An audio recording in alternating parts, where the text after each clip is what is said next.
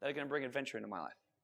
So you go home tonight and you sit down and you think, oh, okay, kayaking, surfing, rock climbing.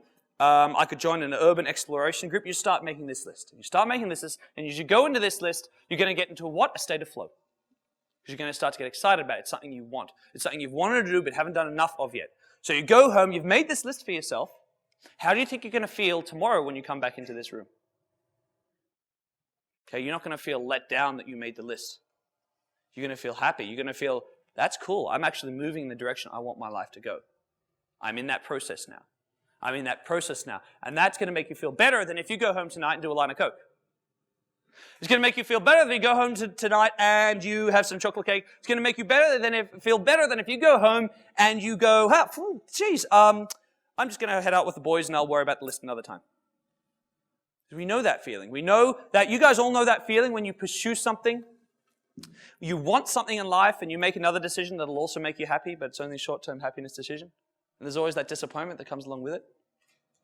You guys know that feeling. We all know that. And the more we do that, okay, the more our state of mind gets degraded.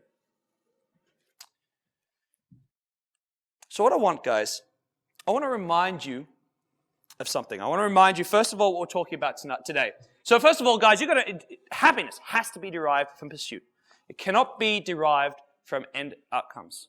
Okay, has to be. Our state of mind, our happiness, our eudaimonic happiness, which is the one that doesn't have the massive bounce up and down, the one that's called general life satisfaction, it's about pursuit. It's not about achieving a specific end outcome. Okay, you must know what direction your life is moving. Each and every one of you, every human alive needs to have this eudaimonic compass. It's the direction upon which all of your life decisions are made. And I know the majority of you don't have this. So how the hell do you know what decisions to make when decisions are put forward to you? Okay? Then you must make all your decisions based on your eudaimonic compass. You've got to make those decisions. Get into the habit. It's hard in the beginning. It's a bit tricky in the beginning, but once you start doing it, your quality of life, it starts to go up. It starts to increase. Okay? Your confidence in yourself goes up. Okay? You need this stuff whether you want to be successful with women, whether you want to be successful in business. James is talking about that inner state of mind where you're like, you know, I deserve this. When you are someone who pursues this, guess what you feel like? Yeah, I deserve.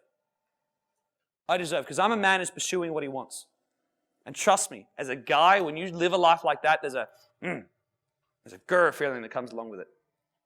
It's part of what you all want. It's part of what makes you more attractive to women. It's part of what makes you more attractive to potential business prospects, marketing people. It's part of what's going to get you a raise at work, is if you've got that, yeah, I'm a guy who goes after what he wants. He's in the active pursuit of what I want.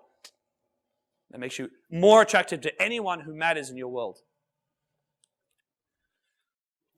And guys, all of your specific goals, they've got to be short-term and outcome independent. So all of your goals anything you want to achieve in life needs to be outcome independent, guys. The second we rely on outcome, we're unhappy. If you don't believe me, look at every time in your lives when you've gone for a goal that depended on a certain outcome, you got the outcome, what happened? You started looking for 5, 6, 7, 8, 9, 10 other outcomes after that. Okay? The happiness of achieving that is incredibly short-lived. Very, very short-lived. Now, to close off today, guys, I want to kind of give you all a present, a parting gift. Okay? Now, I've said a lot of stuff today, but there's one thing I can tell you all for sure, because I don't know any of you personally. But one thing I do know for sure is that you will all have a eudaimonic goal that involves improving your life. You are all interested in growing as human beings. And I'm quite sure that's a part of all of your eudaimonic compass. And if I don't do anything more, it's going to be too easy for all of you to say, hey, that was really interesting. And then forget and then keep going on with this event and say, oh, I better learn something else interesting because I am, after all, giving away 3 days of my life to hear these talks. What are you? You're outcome dependent, guys. I want to anchor in all of you the ability to be happy because you were here. Because just by being here, no matter how good you thought my talk was, no matter how good you thought everybody else's talk is going to be, just the mere fact that you are here in pursuit of something that you want, that's where your happiness comes from. So what I'm going to get you guys to do, I'm going to get you guys right now, okay, I want you to congratulate as sincerely as possible 3 people around you. Right now, as sincerely as possible, guys, get up and thank 3 people as sincerely as you can. Congratulate them for being here, pursuing the eudaimonic goals.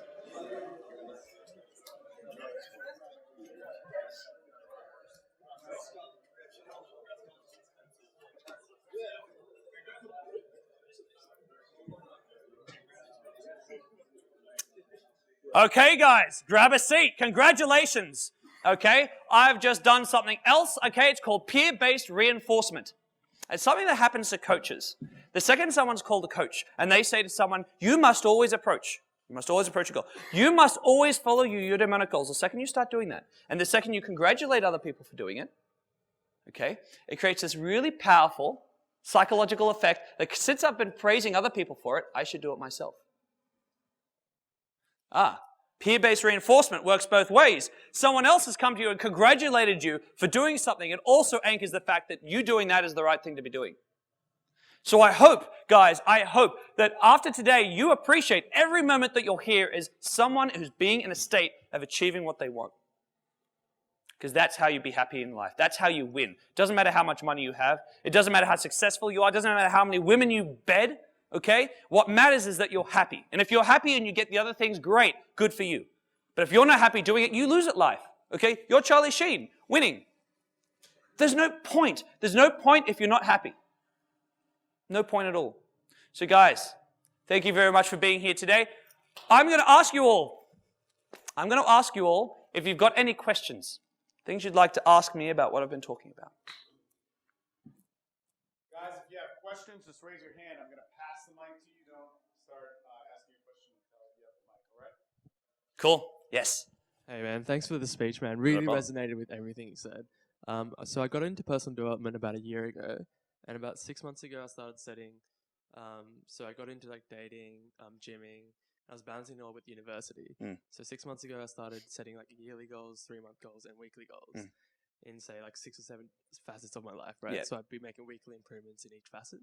So then I was balancing it with uni, and uni got really overwhelming on top of everything. I had a relationship, was trying to gym, was trying to read personal development books. Yep. And so then to balance my state out, what happened a couple months ago, I burnt out really bad. So I was just like overwhelmed. So I was like, I need to balance this. So like, in the morning, I'd be doing like empowering questions just to focus my positive state. In the nighttime, I'll be meditating just to calm myself down. So could I just get your take on just how to like pursue but balance and manage your stress while you're trying to like improve yourself and develop? Okay, so avoid burning out. Yeah, that's a good question because balance is a really tricky thing. It isn't just tricky at uni, man. It gets harder as you get older. The more successful you want to be, the more you want to achieve in life, the more balance you got to try to find. Big question.